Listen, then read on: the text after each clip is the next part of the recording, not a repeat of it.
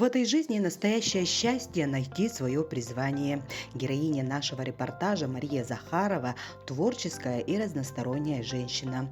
Сегодня мы вам расскажем о ее трудах и творчестве.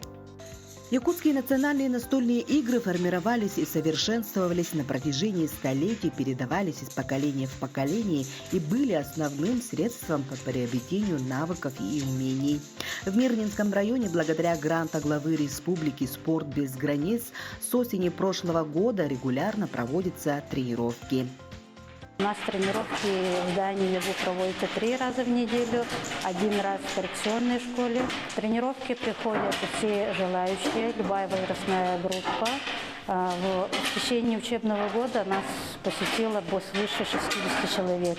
Из них регулярно занимается где-то 20 человек. Настольные игры Хаблык-Хамска – это проверка на ловкость, силу, выносливость, поэтому игры не теряют своей актуальности и сегодня широко распространяются среди местных жителей. В прошлом году в Мирный переехали.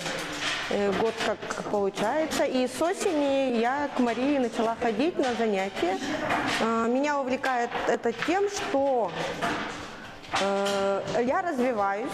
За год я прям очень хорошо преуспела. Раньше, да, я играла, но не зная правила, так сказать, да. А сейчас я знаю правила и, придерживаясь правилам, я уже хороший опыт получила.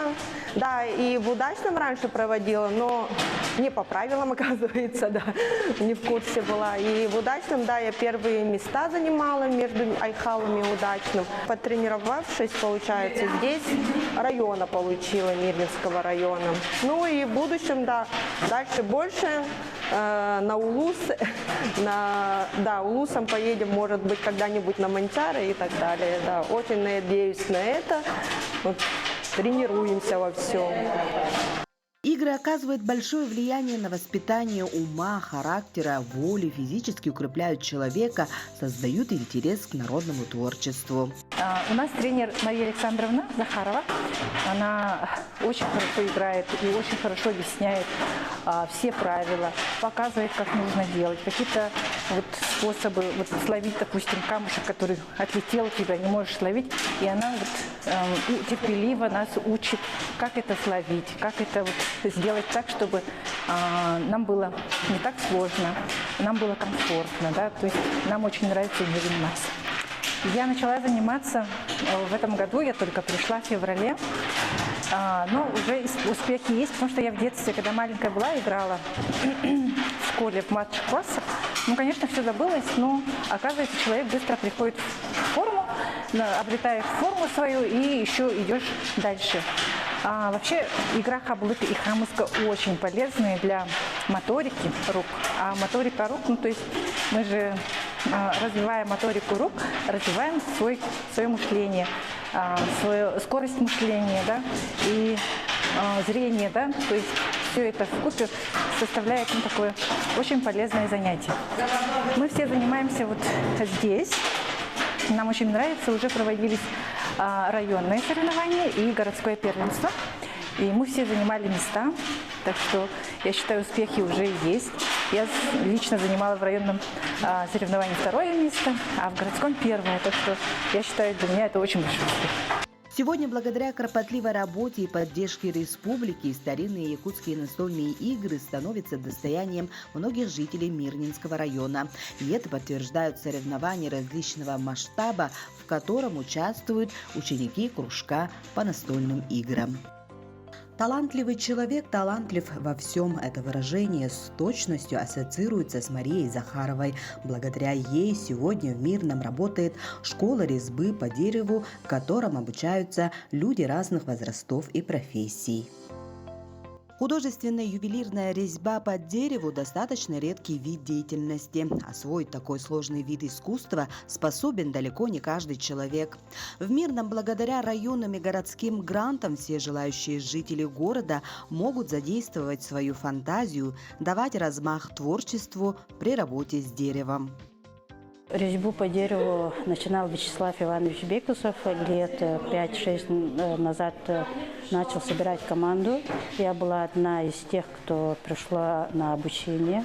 И вот когда его не стало, его продолжение взяла на себя и набрала команду, не команду, а учеников, которые желают заняться резьбой по дереву. Учебный год начинается у нас с сентября по май. Они проходят полное обучение, начиная с геометрической резьбы. Сейчас мы дошли до картины. И вот второй год, может, продолжим, может, новеньких наберем.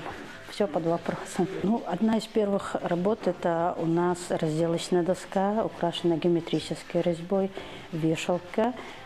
Третья работа у нас щука, потом карась и сова. Большие работы, картины есть на тему Лонхо, есть большие, триптих есть, они выставляются на выставках. Данное занятие у нас уже несколько лет осуществляется с помощью гранта района, гранта города Мирный. И за счет этих денег мы закупаем материалы, оборудование и проводим их на бесплатной основе. Помещение в этом году нам очень повезло. Библиотека предоставляет коворкинг-центр на бесплатной основе, только надо записаться, и благодаря им мы каждую субботу встречаемся тут. Дерево – это такой материал, на котором можно отразить не только природную красоту, но и внедрить, создать собственные узоры.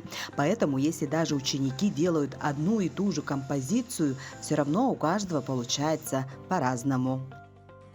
Я уже не первый год посещаю этот кружок. Он очень мне нравится.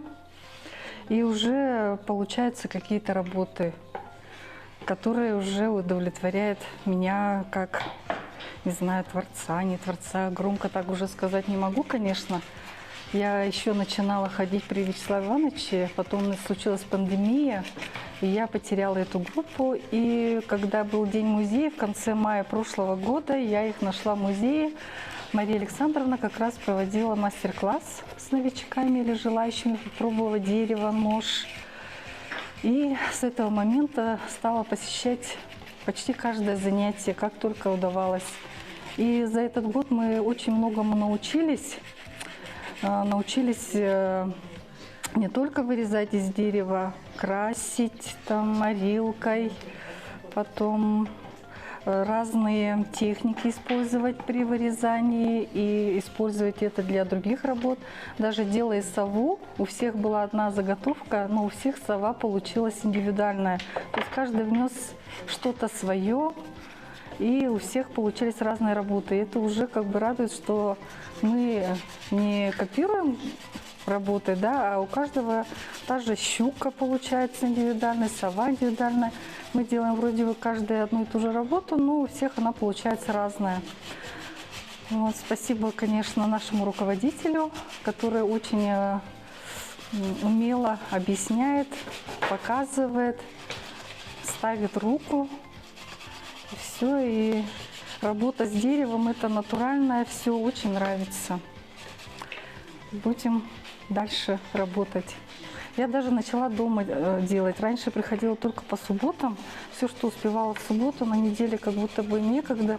Но иногда теперь выходные, вот эта жажда посмотреть, что у тебя получится, какой-то промежуточный результат, тоже интересно. Для многих резьба по дереву – это отдушина, занятие, которое помогает отвлечься от повседневных будней. И начинается все азбукой геометрической резьбы. Освоив ее, ученики начинают придумывать свои узоры. Сначала простые, после берутся за более сложные композиции. Кроме того, Мария сегодня занимается с детьми с ограниченными возможностями. Вопросы формирования учебной деятельности становятся еще более актуальными, когда речь идет о детях с ограниченными возможностями здоровья. Ведь эти учащиеся отличаются рядом особенностей. Сегодня в Мирнинской коррекционной школе-интернат получают образование 76 детей. У нас традиционная работа с Марией Александровной, поэтому ежегодно она к нам приезжает, и ребята очень ее ждут. Занятия все проходят у нее на высоком уровне, они с радостью принимают участие в этих занятиях. Конечно, так как у нас ребята все с диагнозами, с ограниченными возможностями здоровья, им тяжело заниматься моторикой, развивать моторику пальцев, вот такие, поэтому, естественно, педагогический состав весь всегда помогает ребятам. Также хочется поблагодарить родителей, которые принимают активное участие. Родительский комитет неоднократно приезжает, тоже здесь помогает своим детям. Администрация района, администрация города, естественно, они все тоже обращают внимание на воспитание наших детей, в том числе это проведение новогодних праздников, каких-то значимых событий. В 2022-2023 учебном году нас, обучающихся в нашей школе-интернате, насчитывается 76 человек. Из них 34 у нас находятся на надомном обучении. И сейчас, в данное время, школу посещают 38 учащихся. В интернате у нас есть спальный корпус, он рассчитан на 16 коек-мест. Ребята там проживают с понедельника по пятницу, это приезжие из поселений Мирлинского района. Так, и адаптация у школьников в этом году нам помогает Центр спорта и творчества «Дебют» Мария Александровна Захарова. Они проводят занятия по настольным играм у нас здесь. Ребятам очень нравится. Также у нас сотрудничество идет с Центром дополнительного образования детей. Тамара Александровна Козлова, преподаватель студии «Энергии добра», она тоже приезжает, проводит занятия с волонтерами, проводят праздники. Поэтому у ребят насыщенная программа. Приоритетной задачей педагогов школы-интерната является обучение детей профессионально-трудовым навыкам. И вот на днях вместе с воспитателями ученики коррекционной школы смастерили скворечники из дерева. Я недавно сюда только пришел, и только мне сказали помочь собрать скворечник, но я и собираю. Нормально учимся, иногда занимаемся, играем. Ребята не просто проходят обучение, они получают возможность жить, развиваться и создавать. Благодаря знаниям, педагогическому мастерству всего коллектива школа находится в творческом развитии. Вот так Мария Захарова обладает превосходными личными и творческими качествами. Ведь действительно талантливая женщина, талантлива во всем – в учебе, в работе, в воспитании детей.